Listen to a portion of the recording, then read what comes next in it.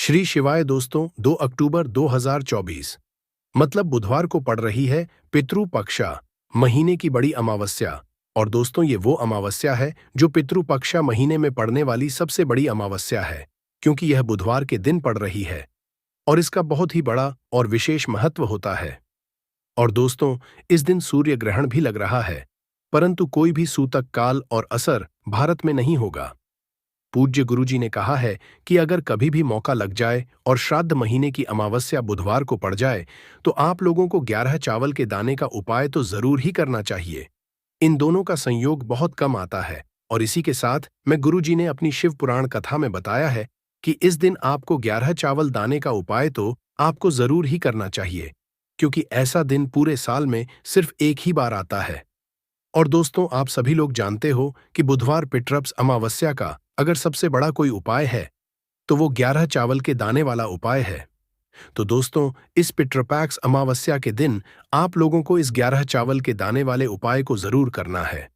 बहुत सारे लोग होंगे जिन लोगों ने इस उपाय को ना किया हो, मतलब पूरा साल निकल गया, उन्होंने किसी भी दिन इस 11 चावल के दाने वाले उपाय को ना किया हो। पर दोस्तों, आपके पास एक आखिरी मौका बचा हुआ है, जो कि 2 अक्टूबर के दिन है। तो इस दिन आप लोगों इस वाले उपाय को जरूर कर लेना है। भले ही आपने पूरे महीने भर इस उपाय को ना किया हो, पर अगर आपने इस श्राद्ध महीने के अमावस्या के दिन अगर इस वाले उपाय को कर लिया, तो आपको इस उपाय को करने का वो फल मिलेगा जिसकी आपने कभी कल्पना भी नहीं करी होगी। इसीलिए आप लोग इस वाले उपाय को एक बार जरूर कर लेना है, ताकि आप लोगों के हाथ से यह मौका ना जा सके और आपको इस उपाय को करने का फल मिल सके। दोस्तों, ये उपाय पंडित जी ने अपनी अभी की ही श्री शिवा महापुराण की कथा में बताया है, जिस उपाय को आज हम आपको बहुत अच्छे से समझाने वाले हैं। इस वीडियो को देखने के बाद इस उपाय को समझने के लिए आपको कोई और वीडियो को देखने की जरूरत नहीं पड़ेगी। तो चलिए दोस्तों, उपाय को शुरू करते हैं।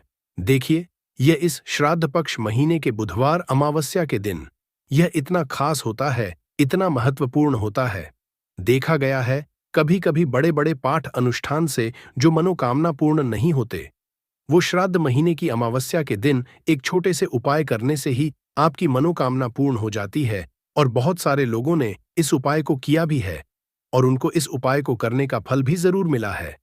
अगर आप लोग भी इस उपाय को करना चाहते हैं, तो आप इस उपाय को पहले अच्छे से समझ लेना, सुन लेना, उसके बाद करना। आपको इस उपाय का फल जरूर मिलेगा। इस उपाय को कर लेने से आपके घर में चाहे किसी भी प्रकार की दुख और समस्या क्यों ना चल रही हो, आपको उसका कारण भी नहीं पता है कि दोस्तों ये समस्या किस कारण से चल रही है। उसका कुछ भी कारण हो सकता है, जैसे पितृदोष हो सकता है या किसी भी तरह का मंगल दोष भी हो सकता है। तो इस दिन आप लोगों को यह वाला उपाय कर लेना है। यह एक ऐसा उपाय है जिस उपाय को अगर किसी विशेष दिन पर किया जाए, तो दोस्तों उस विशेष दिन का जो है वह हमें मिलता ही मिलता है। पर हमने उस दिन पर इस उपाय को किया है तो हमें उससे भी बड़ा फल मिलता है, और फल बहुत जल्दी मिलता है, क्योंकि आप इस उपाय को बहुत ही बड़े और विशेष दिन पर कर रहे हो। तो चलिए अब उपाय के बारे में बात करते हैं, परंतु उससे पहले आप लोगों को यह जानना आवश्यक है कि आखिर यह उपाय किस समय करना है, किसको करना है और कैसे करना है। तो चलिए हम आगे आपको वीडियो में एक एक करके देते हैं।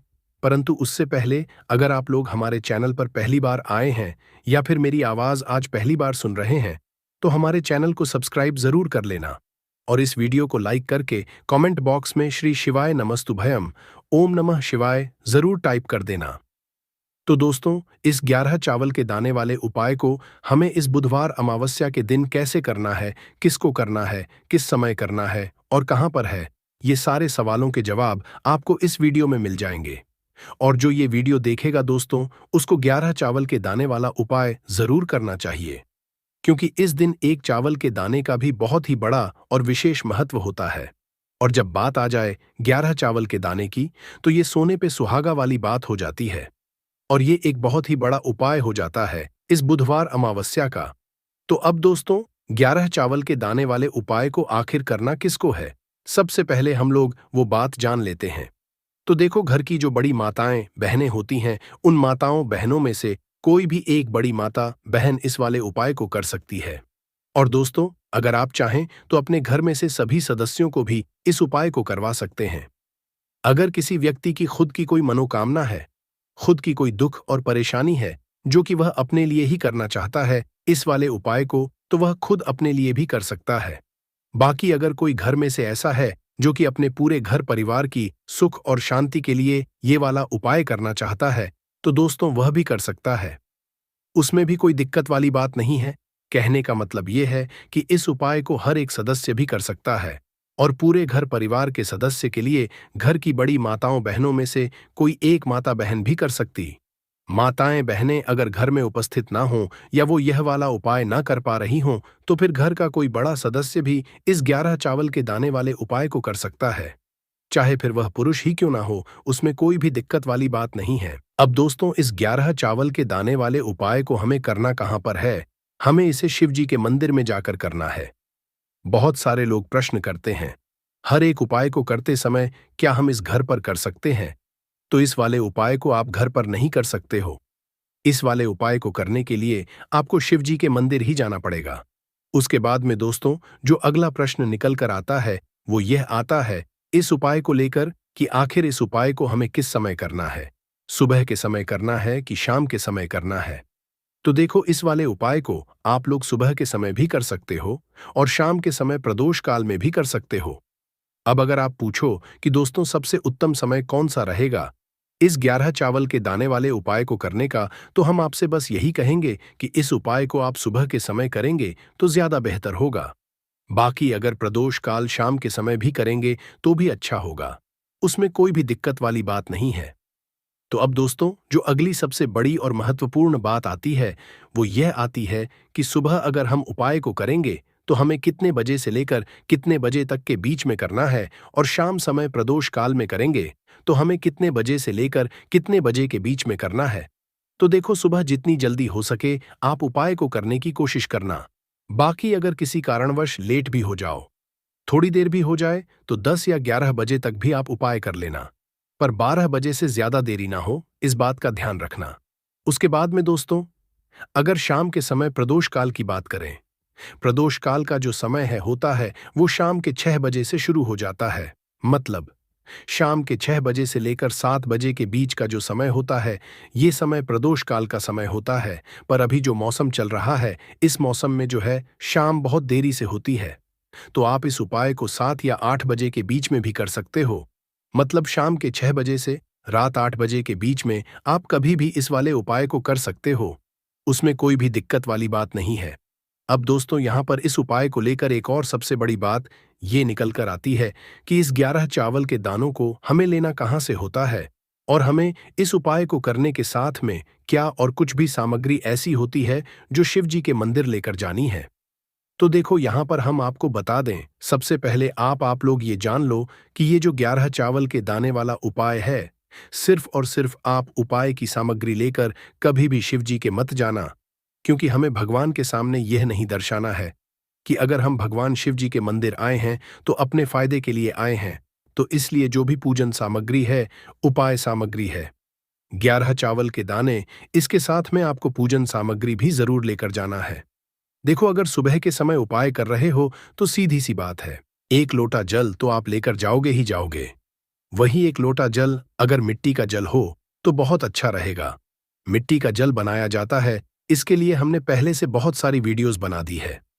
आपके पास इस दिन एक आखिरी मौका रहेगा मिट्टी का जल शिव जी पर चढ़ाने का और उपाय को करने का। बहुत बड़ा आपको इस दिन फल मिलेगा, तो इसलिए इस दिन हो सके तो दोस्तों मिट्टी का जल चढ़ाना, तो अपने साथ में कम से कम 1 लोटा जल तो आपको लेकर जाना ही जाना है। अगर मिट्टी का जल नहीं है तो घर का जल भी आप इस्तेमाल कर सकते हो। इसके अलावा जो पूजन सामग्री है, देखो 11 चावल के दाने ये अलग आपके रहेंगे और जो आपकी पूजन सामग्री रहेगी वो अलग रहेगी। पूजन सामग्री में आप जो भी चीज लेकर जाना चाहे वो लेकर जा सकते हैं, उसमें कोई भी दिक्कत वाली बात नहीं है।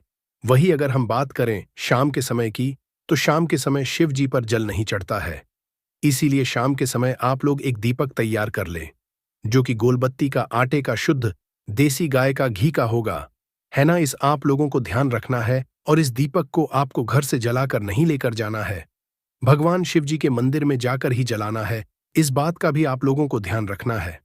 अब दोस्तों, यहाँ पर हमें इस बात को समझना है कि यह 11 चावल के दाने हमें लेना कहाँ से है। क्या हमें दुकान से लेकर आना है या हमें अपने घर से लेना है या कहाँ से लेकर आना है और कौन से चावल लेना है, क्योंकि चावल भी बहुत प्रकार के होते हैं। तो देखो, इन सभी सवालों के जवाब आप लोग एक बात में सुन लो कि दोस्तों, ये जो है इस उपाय में आपको ये नहीं देखना है कि दोस्तों कौन से चावल है, कौन से चावल नहीं है। बस जो भी चावल ले रहे हो वो चावल का दाना सबूत होना चाहिए, मतलब साबुत होना चाहिए, टूटा हुआ नहीं होना चाहिए, कटा पटा नहीं होना चाहिए। ये बात आपको ध्यान रखना है। बाकी आपका चावल बासमती हो या सादा चावल हो या कोई सा भी चावल हो, उसमें कोई भी दिक्कत वाली बात नहीं है। तो सीधी सी बात है कि आपके घर के रसोई घर में जहां पर आप भोजन बनाते हो, वहां पर जो भी चावल आपके उपस्थित हो, उन चावलों में से अपनी एक कटोरी लेना या एक मुट्ठी चावल अलग से निकाल कर रख लेना। क्योंकि हम 11 चावल ही यहाँ पर इस उपाय में लेने वाले हैं, तो हमें यह चावल के दाने गिनकर निकालने पर डटेंगे। इस बात का आप लोगों को ध्यान रखना है।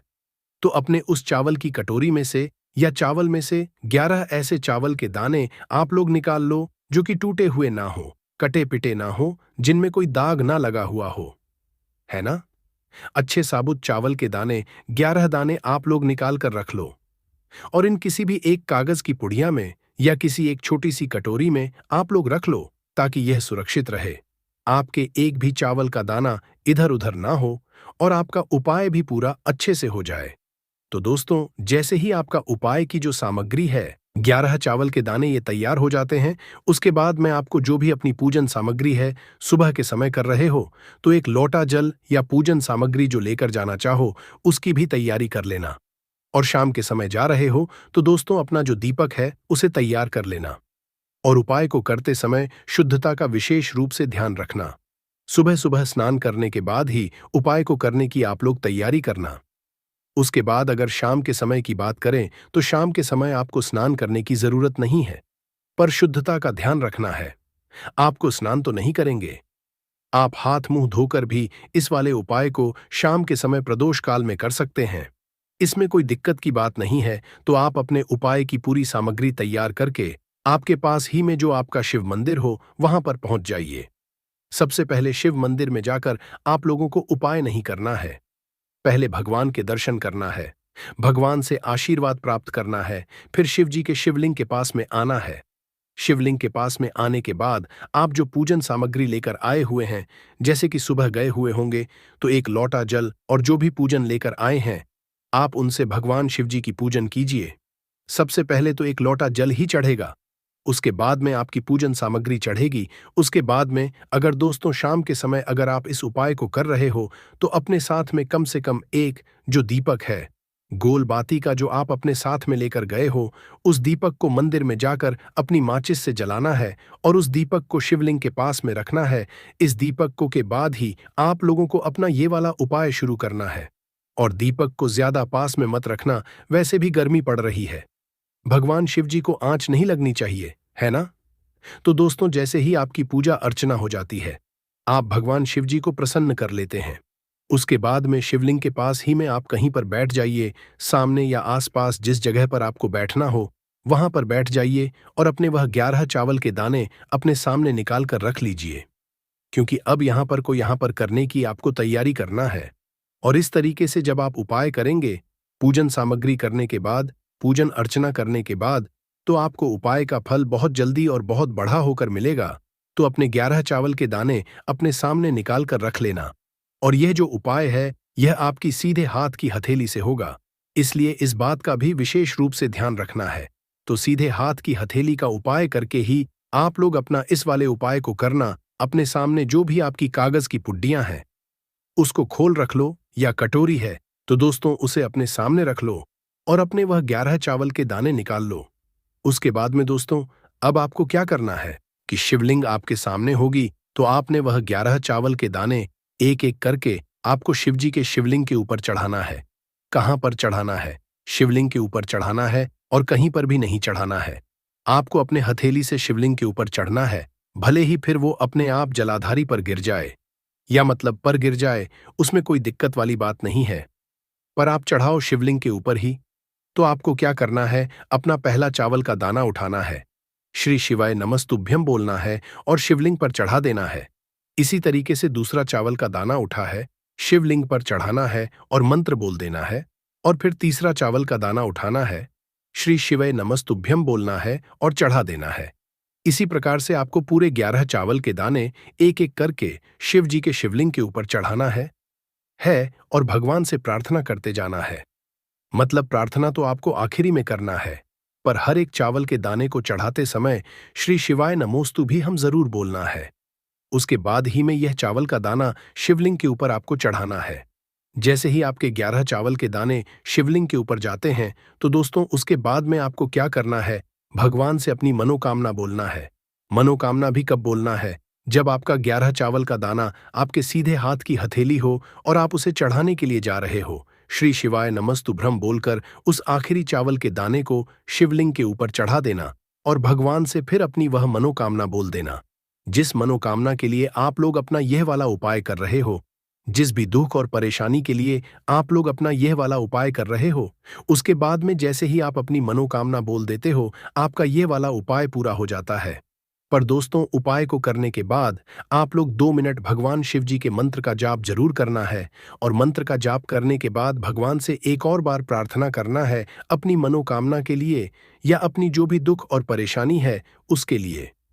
इसके बाद में आप लोग भगवान को देखकर भगवान से प्रार्थना करके उनसे आशीर्वाद लेकर वहां से उठ सकते हैं और अपने घर पर जा सकते हैं। बस दोस्तों, यहां पर यह वाला उपाय पूरा हो जाता है। इस तरीके से जो भी व्यक्ति छोटी छोटी चीजों का ध्यान रखते हुए इस 11 चावल के दाने वाले उपाय को करेगा, निश्चित है उसे उसकी मनोकामना जल्द ही पूर्ण होगी और जो भी दुख और परेशानी है वो भी बहुत ही जल्दी दूर होंगे।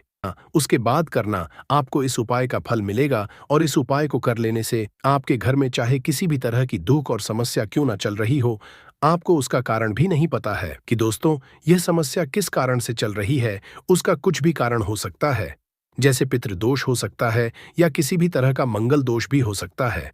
तो इस दिन आप लोगों को 2 छुट्टी काला तिल वाला उपाय कर लेना है। यह एक ऐसा उपाय है जिस उपाय को अगर किसी विशेष दिन पर किया जाए तो दोस्तों उस विशेष दिन का जो है वह तो हमें मिलता ही मिलता है। पर हमने उस दिन इस 2 छुटकी काला तिल वाला उपाय को किया है तो हमें उससे भी बड़ा फल मिलता है और फल बहुत जल्दी मिलता है, क्योंकि आप इस उपाय को बहुत ही बड़े और विशेष दिन पर कर रहे हो। तो चलिए अब उपाय के बारे में बात करते हैं, लेकिन उससे पहले आप लोगों को यह जानना आवश्यक है कि आखिर यह उपाय किस समय करना है, किसको करना है और कैसे करना है। तो चलिए हम आगे आपको वीडियो में एक एक करके बता देते हैं। लेकिन उससे पहले अगर आप लोग हमारे चैनल पर नए हैं तो हमारे चैनल को सब्सक्राइब कर लेना और इस वीडियो को लाइक करके कमेंट बॉक्स में श्री नमस्तुभयम ओम नमः शिवाय जरूर टाइप कर देना। तो दोस्तों इस 2 छुटकी काला तिल वाला उपाय को हमें इस पितृपक्ष महीने के बुधवार अमावस्या के दिन कैसे करना है, किसको करना है, किस समय करना है और कहां पर करना है, ये सारे सवालों के जवाब आपको इस वीडियो में मिल जाएंगे। और जो ये वीडियो देखेगा दोस्तों उसको 2 छुटकी काला तिल वाला उपाय जरूर करना चाहिए, क्योंकि इस दिन काला तिल का भी बहुत ही बड़ा और विशेष महत्व है। और जब बात आ जाए 2 छुटकी काला तिल वाला उपाय की, तो ये सोने पर सुहागा वाली बात हो जाती है और यह एक बहुत ही बड़ा उपाय हो जाता है इस पितृपक्ष महीने के बुधवार अमावस्या का। तो अब दोस्तों इस 2 छुटकी काला तिल वाला उपाय को आखिर करना किसको है, सबसे पहले हम लोग वह बात जान लेते हैं। तो देखो, घर की जो बड़ी माताएं बहनें होती हैं, उन माताओं बहनों में से कोई भी एक बड़ी माता बहन इस वाले उपाय को कर सकती है। और दोस्तों अगर आप चाहें तो अपने घर में से सभी सदस्यों को भी इस उपाय को करवा सकते हैं। अगर किसी व्यक्ति की खुद की कोई मनोकामना है, खुद की कोई दुख और परेशानी है जो कि वह अपने लिए ही करना चाहता है, इस वाले उपाय को तो वह खुद अपने लिए भी कर सकता है। बाकी अगर कोई घर में से ऐसा है जो कि अपने पूरे घर परिवार की सुख और शांति के लिए यह वाला उपाय करना चाहता है, तो दोस्तों वह भी कर सकता है, उसमें भी कोई वाली बात नहीं है। कहने का मतलब यह है कि इस उपाय को हर एक सदस्य भी कर सकता है और पूरे घर परिवार के सदस्य के लिए घर की बड़ी माताओं बहनों में से कोई एक माता बहन भी कर सकती है। माताएं बहनें अगर घर में उपस्थित ना हो या वह यह वाला उपाय ना कर पा रही हो, तो फिर घर का कोई बड़ा सदस्य भी इस 2 छुटकी काला तिल वाला उपाय को कर सकता है, चाहे फिर वह पुरुष ही क्यों ना हो, उसमें भी दिक्कत वाली बात नहीं है। उसके बाद में दोस्तों जो अगला प्रश्न निकल कर आता है वह यह आता है इस उपाय को लेकर कि आखिर इस उपाय को हमें किस समय करना है, सुबह के समय करना है कि शाम के समय करना है। तो देखो, इस वाले उपाय को आप लोग सुबह के समय भी कर सकते हो और शाम के समय प्रदोष काल में भी कर सकते हो। अब अगर आप पूछो कि दोस्तों साहब, सबसे उत्तम समय कौन सा रहेगा इस 2 छुटकी काला तिलवा उपाय को करने का, तो हम आपसे बस कहेंगे कि इस उपाय को आप सुबह के समय करेंगे तो ज्यादा बेहतर होगा। बाकी अगर शाम के समय भी करेंगे तो भी अच्छा होगा, उसमें कोई भी दिक्कत वाली बात नहीं है। तो अब दोस्तों, जो अगली सबसे बड़ी और महत्वपूर्ण बात आती है, वह यह आती है कि सुबह अगर हम उपाय को करेंगे तो हमें कितने बजे से ले कितने बजे तक के बीच में करना है, और शाम के समय प्रदोष काल में करेंगे तो हमें कितने बजे से लेकर कितने बजे के बीच में करना है। तो देखो, जितनी जल्दी हो सके आप उपाय को करने की कोशिश करना। बाकी अगर किसी कारणवश लेट भी हो जाओ, थोड़ी देर भी हो जाए, तो 10 या 11 बजे तक भी आप उपाय कर लेना, पर 12 बजे से ज्यादा देर ही ना हो, ठीक है? इस बात का ध्यान रखना। उसके बाद में दोस्तों, अगर शाम के समय प्रदोष काल की बात करें, प्रदोष काल का जो समय है होता है वह शाम के 6 बजे से शुरू हो जाता है। मतलब शाम के 6 बजे से लेकर शाम 6 बजे से रात के 8 बजे के बीच में आप कभी भी इस वाले उपाय को कर सकते हो, उसमें कोई भी दिक्कत वाली बात नहीं है दोस्तों। अब देखिए, अगर किसी व्यक्ति से नाराज हो जाए, किसी घर से नाराज हो जाए, तो होता क्या है कि घर में धन से जुड़ी समस्याएं आने लगती है। पैसे को लेकर उस घर के लोग बहुत परेशान रहते हैं जहां पितृ नाराज हो। इसीलिए हमेशा अपने पितरों को आपको प्रसन्न रखना है, जिससे कि पितरों आत्मा को शांति मिले और वह हमेशा आपको आशीर्वाद दें। अब यह जो पितृपक्ष के दिन होते हैं, इन दिनों में जब आप यह उपाय करेंगे जो हम आपको बताने वाले हैं, गौ माता से जुड़ा हुआ उपाय है। देखिए, गौ माता के अंदर हमारे पितरों का ही वास समझा जाता है। गौ माता हो गई, कुत्ते हो गए, हैं ना, पेड़ों में बरगद का पेड़ हो गया, पीपल का पेड़ हो गया, इन सभी में हमारे पितरों का वास समझा जाता है। पक्षियों में कौवा हो गया, जिसके अंदर हमारे का वास समझा जाता है। तो ऐसा समझ लीजिए कि जब भी जीवन में दुख बढ़ जाए, कष्ट बढ़ जाए, धन को लेकर आप परेशान रहने लगे, कर्जे जैसी समस्याएं जीवन में बढ़ रही है, आपके घर में संतान को लेकर बहुत दुख है, आप अपने घर के लड़ाई झगड़े से परेशान रहते हैं, घर में कोई ना कोई झगड़ा करता ही रहता है, आप सोच सोच कर परेशान रहते हैं कि कैसे घर में शांति आएगी, कैसे से घर में सुख समृद्धि आएगी। अब यह समझ कि अगर घर में लगातार झगड़ा लड़ाई यह चीजें आपको देखने को मिल रही है, घर में आपके कोई भी व्यक्ति सुखी नहीं है, कर्जा घर में लोगों के सर पर है, तो पितृ आपके कहीं ना कहीं नाराज है। देखिए, पितृदोष जब घर में होता तो ऐसा नहीं कि आपको देखने से पितृदोष दिखेगा, इसका आप अंदाजा लगा सकते हैं घर में होने वाली घटनाओं से। जैसे कि खाना आप खाते हैं या घर का कोई भी सदस्य खाना खाता है, अगर उस खाने में कहीं ना कहीं बाल निकलता है या वह खाना गिर जाता है खाते खाते, तब भी आपके घर में पितृदोष है, यानी पितृ आपके नाराज है। साथ ही साथ अचानक से घर में दुर्घटनाएं हो रही है, पितृ आपके नाराज है। अब जो उपाय आपको बताने वाले हैं, इस उपाय को कर लीजिए, पितृ भी प्रसन्न और धन को लेकर तो कभी आपको परेशान होना ही नहीं पड़ेगा। चलिए बात कर लेते हैं पहला वाला उपाय में, जो कि पितृ को प्रसन्न करने के लिए है और घर में स्थिर के वास के लिए। मतलब कभी आपके घर में ऐसा नहीं होगा कि आज पैसा आ रहा है और कल पैसा नहीं आ रहा है। ऐसा बहुत सारे घरों में होता है कि पैसा आता है तो रुकता नहीं है, और अगर पैसा रुकता है तो फिजूल खर्ची बहुत होती है, धन की बर्बादी बहुत होती है, जिससे कि घर के सदस्य बहुत ही परेशान रहते हैं। अब ज्यादातर लोग की यह समस्या होती है कि धन की बर्बादी हो रही है और घर में पैसा नहीं रुक रहा है। अगर आपके साथ भी ऐसा है तो बिल्कुल से आपको यह उपाय सुनना चाहिए और इसे पितृपक्ष में जरूर कर चाहिए। देखिए, आपको यहाँ पर क्या करना है कि, तो चलिए दोस्तों जान लेते हैं गुरुदेव द्वारा बताए गए सबसे पहले और खास उपाय के बारे में। देखिए दोस्तों, गुरुदेव ने बताया है कि बुधवार अमावस्या के दिन किया जाने वाला यह सबसे खास और सर्वश्रेष्ठ उपाय है। अब यह जो पितृपक्ष के दिन होते हैं, इन दिनों में जब आप यह उपाय करेंगे जो हम आपको बताने वाले हैं, गौ माता से जुड़ा हुआ उपाय है। देखिए, गौ माता के अंदर हमारे पितरों का ही वास समझा जाता है। गौ माता हो गई, कुत्ते हो गए हैं, ना, पेड़ों में बरगद का पेड़ हो गया, पीपल का पेड़ हो गया, इन सभी में हमारे पितरों का वास समझा जाता है। पक्षियों में कौवा हो गया, जिसके अंदर हमारे पितरों का वास समझा जाता है। तो ऐसा समझ लीजिए कि जब भी जीवन में दुख बढ़ जाए, कष्ट बढ़ जाए, धन को लेकर आप परेशान रहने लगे, कर्जे जैसी समस्याएं जीवन में बढ़ रही हैं, आपके संतान को लेकर बहुत दुख है, आप अपने घर के लड़ाई झगड़े से परेशान रहते हैं, घर में कोई ना कोई झगड़ा करता ही रहता है। आप सोच सोच कर परेशान रहते हैं कि कैसे घर में शांति आएगी, कैसे घर में सुख समृद्धि आएगी। अब यह समझ लीजिए कि अगर घर में लगातार झगड़ा लड़ाई, यह चीजें आपको देखने को मिल रही हैं, घर में आपके कोई भी व्यक्ति सुखी नहीं है, कर्जा घर में लोगों के सर पर है, तो आपके कहीं ना कहीं नाराज हैं। देखिए, दोष जब घर में होता तो ऐसा नहीं कि आपको देखने से पितृदोष दिखेगा। इसका आप अंदाजा लगा सकते हैं घर में होने वाली घटनाओं से, जैसे कि खाना आप खाते हैं या घर का कोई भी सदस्य खाना खाता है, अगर उस खाने में कहीं ना कहीं बाल निकलता है या वह खाना गिर जाता है खाते खाते, तब भी आपके घर में पितृदोष है, यानी पितृ आपके नाराज हैं। साथ ही साथ अचानक से घर में दुर्घटनाएं हो रही हैं, पितृ आपके नाराज हैं। अब जो उपाय बताने वाले हैं, इस उपाय को कर लीजिए। पितृ भी प्रसन्न और धन को लेकर तो कभी आपको परेशान होना ही नहीं पड़ेगा। जब ये उपाय आप करेंगे तो जो हमारी गौ माता होती है, इनमें 33 कोटि देवी देवताओं का वास भी होता है और हमारे पितरों का वास भी समझा जाता है। अब आपको करना क्या है? जिस दिन भी आप अपने घर में पितृ पक्षा में अपने पितरों को प्रसन्न करने के लिए उपाय करते हैं, जो भी आप उनको में देते हैं, आपको क्या करना है कि अपने घर में मान लीजिए आप पूरी बनाते हैं या खीर बनाते हैं। आपने पूरी लेनी है, खीर लेनी है या गुड़ भी आप यहां ले सकते हैं, और उस पूरी पर रखकर आपको गौ माता को जरूर से पूरी और खीर निकालनी है या पूरी और गुड़ निकालना है और खिलाना है, क्योंकि बहुत सारे लोग हैं जो गौ माता को नहीं खिलाते हैं। जैसे मान लीजिए पक्षी को रख दिया और फिर माता को नहीं खिलाया। ऐसा बिल्कुल नहीं करना है। आपको पितृपक्ष में कोशिश करें कि आप गौ माता को गुड़ रोटी या फिर गुड़ पूरी, जो भी आप अपने घर में बनाते हैं, सबसे पहले आपको गौ माता को खिलाना चाहिए।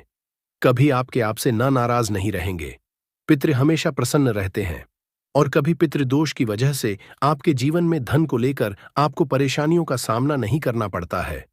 पैसों की कमी उस घर में नहीं आती है जिस घर के पितृ प्रसन्न रहते हैं। देखिए, बहुत बार ऐसा होता है कि अच्छा खासा काम भी बिगड़ जाता है, व्यापार खराब होने लगता है, तो कहीं ना कहीं पितृदोष की वजह से भी ऐसी घटनाएं होती हैं। इसलिए कोशिश करें कि इस बार चाहे एक बार यह उपाय आप करें। अगर ज्यादा बार कर लेते हैं तब तो बहुत उत्तम है। जितने ज्यादा दिन आप पितृपक्ष में ये उपाय करेंगे कि गौ माता को गुड़ रोटी या गुड़ पूड़ी खिलाएंगे या फिर हरी घास खिला देते हैं, तो ऐसा समझ लीजिए कि पितृ इतने प्रसन्न हो जाएंगे कि कभी जीवन में दुखों को आने नहीं देंगे। तो हमेशा प्रयास करें कि आप गौ माता से जुड़ा हुआ यह उपाय जरूर करें। चलिए अब बात कर लेते हैं अपने दूसरे उपाय की, जो कि पितरों को प्रसन्न करने के लिए है और घर में स्थिर लक्ष्मी के वास के लिए। मतलब कभी आपके घर में ऐसा नहीं होगा कि आज पैसा आ रहा है और कल पैसा नहीं आ रहा है।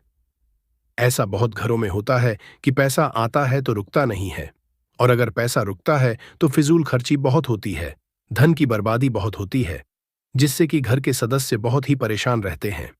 अब ज्यादातर लोग की यह समस्या होती है कि धन की बर्बादी हो रही है और घर में पैसा नहीं रुक रहा है।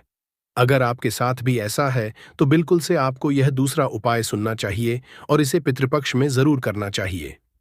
देखिए, यहां पर क्या करना है कि काला तिल लेना है। काला तिल पितरों को सबसे प्रिय होता है। आपको क्या करना है, 2 से 3 चुटकी काला तिल लेना है और आपको लेना है यहां पर एक मिट्टी का दीपक, उसके अंदर आपको तिल का तिल डालना है या फिर सरसों का तिल भी आप डाल लें। अगर आपके पास तिल का तिल ना हो तो इसी के अंदर आपको 2 से 3 चुटकी काला तिल डालना है। और यह दीपक आपको कहाँ लगाना है? यह दीपक आपको लगाना है अपने घर के मुख्य द्वार पर। जैसे ही आप पितृपक्ष में यह उपाय करेंगे, मुख्य द्वार पर दीपक लगाए अपने पितरों से क्षमा याचना करेंगे, मां लक्ष्मी का ध्यान करेंगे, श्री हरि विष्णु का ध्यान करेंगे। ऐसा समझ लीजिए कि स्थिर रूप से मां लक्ष्मी आपके घर में आएंगी। कभी ऐसे घर को छोड़कर मां लक्ष्मी नहीं जाती है जिस घर के मुख्य द्वार पर दीपक जलाया जाता है। देखिए, दीपक तो मुख्य द्वार पर आपको हमेशा जलाना चाहिए, क्योंकि मां लक्ष्मी प्रतिदिन भ्रमण पर निकलती है शाम के समय, और जिस घर के द्वार पर दीपक जला होता है, हमेशा ऐसे घर में ही मां लक्ष्मी का वास होता है। हमेशा ऐसे घर में मां लक्ष्मी आती है और फिर कभी ऐसे घर को छोड़कर नहीं जाती है। दूसरी चीज कि तिल का जो महत्व होता है, यह बहुत ही ज्यादा बढ़ जाता है। पितृपक्ष में तिल का दीपक जलाते हैं, या फिर आप सरसों के तिल का दीपक जो जला रहे हैं, उसी में आपने 2 चुटकी तिल डाल लिया। तो ऐसा समझ लीजिए कि फिर आपके पितृ आपसे प्रसन्न होते हैं। और कभी ऐसे कोई दुख, कोई संकट नहीं आता है। पैसे को लेकर तो पैसे की समस्याओं को दूर करना है, बैंक बैलेंस को बढ़ाना है और अपने घर में सुख समृद्धि दिलानी है, क्लेश दूर करना है। तो यह बहुत ही उत्तम उपाय है। पितृपक्ष में जितने ज्यादा दिन यह उपाय कर लेंगे, ना उतना बहुत ही ज्यादा, ऐसा समझ लीजिए कि लाभ ही लाभ आपको यह उपाय देगा। चलिए अब बात कर लेते हैं अपने तीसरे उपाय की। जो लोग कहते हैं कि भाग्य ही साथ नहीं देता, जीवन में दुख ही, हर तरफ से जीवन में दुख आ रहे हैं, कष्ट आ रहे हैं, पैसों की समस्या आ रही है, घर में बीमा प्रवेश कर रही है, घर का लड़ाई झगड़ा बंद नहीं हो रहा है, बैंक बैलेंस नहीं बढ़ रहा है, कारोबार बिल्कुल चल नहीं रहा है, तो सारी तरह की समस्याएं आपके जीवन से दूर करते हैं महादेव, जो कि देवों के भी देव है। अब महादेव अगर किसी को आशीर्वाद दे दे और इनकी कृपा जिसको मिल जाए, उसके जीवन में कभी कोई संकट आने ही नहीं देते हैं। अब आपको जो उपाय आपको बताने वाले हैं, पितृ भी प्रसन्न प्रण हो जाएंगे। कुंडली में अगर कोई दोष है, कोई वास्तु दोष है, वह भी दूर हो जाएगा और महादेव ऐसा आशीर्वाद आपको देंगे कि जीवन में कभी कोई संकट, कोई दुख नहीं आएगा। सबसे बड़ी बात, अगर काम आपका बिगड़ता है, कोई भी काम करने जाते हैं, बार बार बिगड़ जाता है, तब तो यह उपाय आपको जरूर से करना चाहिए। 2 चुटकी काला तिल लेना है, 1 लोटा जल लेना है, अपने घर का ही जल लेना है। बस यह चीज ध्यान रखें, 2 चुटकी काला तिल डालेंगे और यह या जो भी पात्र आपने लिया है, अपने घर से जल जिसमें भरा है, 2 चुटकी तिल डालकर महादेव की शिवलिंग पर आपको यह जल अर्पित करना है। अब यह उपाय जो व्यक्ति पितृपक्ष में करता है, उसकी कुंडली में अगर कोई दोष है, वह दूर हो जाता है। भाग्य में दुहक लिखे हैं, वह दूर हो जाते हैं। कोई मनोकामना पूरी नहीं हो रही है, मनोकामना पूरी हो जाती है। पितृ भी अगर नाराज तो पितृ भी प्रसन्न हो जाते। और देव के देव महादेव, जो कभी आपके जीवन में, कभी आपके धन पर कोई संकट नहीं आने देते हैं, हमेशा आपके जीवन में, आपके घर में सुख समृद्धि सब कुछ आती है। आप अपने जीवन में बहुत आगे जाते हैं। जब इस उपाय को करते हैं, सच्ची श्रद्धा से करेंगे तो उपाय सफल होगा और इसका चमत्कार आपको थोड़े दिनों के अंदर ही अपने जीवन में देखने को मिल जाएगा। तो महादेव की कृपा हासिल करना ऐसा समझ लीजिए कि आने वाली पीढ़ियां भी सुख ही सुख देखती है जो उनकी कृपा हासिल कर लेता है। कोशिश करें कि महादेव को प्रसन्न करें और इस उपाय को सच्ची श्रद्धा से करें। महादेव अपने भक्तों के जीवन में कभी कोई दुख और संकट नहीं आने देते हैं और आपके हमेशा प्रसन्न रहते हैं। जब आप इस उपाय को करते हैं, योग, ब्रह्म योग, इंद्र योग, ऐसे 52 योग बन रहे हैं। सूर्य ग्रहण वाले दिन सूर्य ग्रह का गोचर होता है, जिसका प्रत्यक्ष और अप्रत्यक्ष प्रभाव प्रत्येक मनुष्य पर जरूर पड़ता है। ध्यान रखिएगा दोस्तों, जब भी सूर्य ग्रहण लगता है तो सूर्य ग्रह के सामने मंगल ग्रह और बृहस्पति ग्रह, जिस दौरान जितनी भी दिव्य शक्तियां होती हैं, वो जागृत अवस्था में होती है। और दोस्तों, सूर्य ग्रहण वाले दिन अश्विनी अमावस्या पड़ रही है। अश्विन अमावस्या के बारे में अगर आप नहीं जानते हैं, तो ये वही अमावस्या है जिस दिन माता लक्ष्मी जी धरती पर वास करने आती है और उल्लू को वाहन के रूप में लेकर कि वो पूरी धरती का भ्रमण करती है। और अगर आपने वीडियो में बताए हुए उस उपाय को कर लिया, जिसमें आपको सिर्फ और सिर्फ 1 दीपक जलाना है और उसमें वाह गुप्त चीज डालना है, जिसके बारे में तंत्र शास्त्र में लिखा हुआ है, इतना उपाय करने के बाद न केवल आपको अपने जन जन्मांतर की गरीबी, परेशानी और समस्याओं से तुरंत के तुरंत मुक्ति मिल जाएगी, बल्कि साक्षात आपको माता लक्ष्मी जी का वो वरदान और वो आशीर्वाद मिलेगा, जिसके बाद न केवल आपके जीवन में धन की वर्षा होगी, बल्कि आपके जीवन में धन आने के रास्ते खुल जाएंगे। आपके जीवन में जो धन आए वो रुकेगा भी, टिकेगा भी, उसमें वृद्धि भी होगी और माता लक्ष्मी जी की कृपा आप पर इस तरह से बनी रहेगी, जिसके बाद आप जिस कार्य को भी शुरू करेंगे, उस कार्य में आपको सफलता प्राप्त होगी। देखिए दोस्तों, अब आप ये सोच रहे होंगे कि दीपक जला करके आपको माता लक्ष्मी जी का आशीर्वाद कैसे मिल सकता है। तो आपने देखा भी होगा कि दशहरा हो गया, दिवाली हो गई, या हमारे हिंदू धर्म में कोई भी मांगलिक कार्य हो गया या पूजा हो गई, तो पूजा की जो शुरुआत की जाती है वो हमेशा दीपक जला करके की जाती है। तक कि दिवाली आने से पहले 10 या 12 दिन पहले कई घरों में दीपक जलाना शुरू कर देते हैं। लोग घर के छत पर, घर के बाहर, क्योंकि दोस्तों प्राचीन काल के समय से ये प्रथा चली हुई आ रही है कि अगर आप अपने घर में प्रतिदिन दीपक जलाते हैं या शुभ दिनों पर दीपक जलाते हैं, तो आपके घर पर देवी देवताओं का आशीर्वाद बना रहता है। प्राचीन ग्रंथों में तो साफ साफ लिखा हुआ है कि अगर एक घर में प्रतिदिन दीपक जलाए जाए तो उस घर में नकारात्मक शक्तियों का नाश हो जाता है और उस घर में सदैव सकारात्मक ऊर्जा का रहता है। और जिस घर में सकारात्मक ऊर्जा का वास बना रहता है उस घर की बरकत होती है, उस घर की उन्नति होती है। वेद पुराणों के अनुसार अगर कोई व्यक्ति यह चाहता है कि उसकी पूजा माता लक्ष्मी जी के सामने सिद्ध हो जाए तो उसको माता लक्ष्मी जी की पूजा को शुरू करने से पहले दीपक जलाकर के पूजा की शुरुआत करनी चाहिए और सही बीज मंत्रों का जाप करना चाहिए। अगर कोई भी व्यक्ति शुभ दिन पर शुभ मुहूर्त पर इस तरह से उपाय करता है तो उस व्यक्ति को साक्षात माता लक्ष्मी जी का और आशीर्वाद जरूर मिलता है। और दोस्तों, अगर आप अपने जीवन में अपनी गरीबी से बहुत परेशान हैं, आपके जीवन में धन बंद हो गया है, आपके जीवन में धन आने के रास्ते बंद हो गए हैं, आपने कोई ऐसा कर्जा लिया हुआ है जिस कर्ज के बोझ में आप लोग दबते हुए चले आ रहे हैं, आपके घर में रोज लड़ाई झगड़ा गृह क्लेश होता है, सिर्फ आप 2 अक्टूबर 2024 के दिन सही मुहूर्त पर विधि विधान से जलते दिए में वाह गुप्त चीज डाल दीजिए जिसके बारे में तंत्र शास्त्र में लिखा हुआ है। और दोस्तों, सिर्फ इतना ही भर से मान के चलिए, आपको माता लक्ष्मी जी का वो वरदान और वो आशीर्वाद मिलेगा जिसके बाद आपके जीवन का हर कष्ट जड़ से नष्ट हो जाएगा और न केवल आपके बल्कि आपके पूरे परिवार के जीवन में एक चमत्कारी और सकारात्मक बदलाव आएगा। दोस्तों, आप अपने जीवन में बहुत परेशान हैं और बहुत दिक्कत में रहते हैं और आप किसी तांत्रिक के पास जाएंगे, किसी पंडित के पास जाएंगे और उनसे अपने लिए कोई उपाय करवाएंगे या पूजा पाठ करवाएंगे तो उस पूजा का जो लाभ आपको मिलेगा वो थोड़ा रुक रुक के, परंतु चंद्र ग्रहण हो गया, सूर्य ग्रहण हो गया, एकादशी हो गया, ऐसे शुभ दिनों पर आप खुद ही कोई उपाय कर ले तो उस उपाय का जो लाभ मिलता है वो तुरंत आपको मिल जाता है। और दोस्तों, 4 से 12 वर्षों बाद एक ऐसा सूर्य ग्रहण लगने जा रहा है जिसमें 52 तरीके के शुभ योग बन रहे हैं, जिस दिन पितृपक्ष खत्म हो रहा है, अगले दिन नवरात्रि शुरू हो रही है और उसी अश्विनी अमावस्या भी पड़ रही है। और इस दिन अगर आपने 2-4 मिनट का समय निकालकर कि हमारे वीडियो में बताए हुए उस उपाय को कर लिया जिसमें आपको सिर्फ एक दीपक जलाना है, इतना ही उपाय करने से आपको माता लक्ष्मी जी का आशीर्वाद और वरदान जाएगा। इसीलिए इस वीडियो को लास्ट तक अंत तक बिना भगाए देखिएगा। और अगर आप चाहते हैं कि माता लक्ष्मी जी की कृपा सदैव आप पे और आपके परिवार पर बनी रहे, माता लक्ष्मी जी के आशीर्वाद से आप अपने जीवन में बहुत ही उन्नति करें, बहुत ही आगे जाए, तो दोस्तों, पूरी सच्ची श्रद्धा और पूरे विश्वास के साथ इस वीडियो को लाइक कर दीजिए और कमेंट बॉक्स में जाकर के तुरंत लिख दीजिए माता लक्ष्मी जी की जय और एक काम कमेंट बॉक्स में अपनी राशि भी डाल दीजिएगा।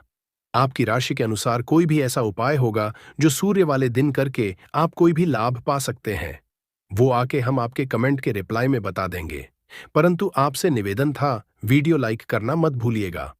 तो दोस्तों, 2 अक्टूबर 2024 को सूर्य ग्रहण जो शुरू होगा वो रात में 8:34 पर शुरू होगा, जिस दौरान अश्विनी अमावस्या भी शुरू हो रही है और जो सूर्य ग्रहण का समापन होगा वो मध्य रात्रि को 2:25 पर खत्म होगा, जिस दौरान अश्विन अमावस्या भी खत्म हो रही है और नवरात्रि का शुभ समय शुरू हो रहा है। ऐसा शुभ 412 वर्षों बाद आया है। अब आपको हम एक एक करके हर उपाय के बारे में बताने आ रहे हैं, इसलिए हर उपाय को कहीं पर लिख लीजिए। हर उपाय की मुहूर्त क्या है, इस बात का विशेष करके ध्यान रखिएगा।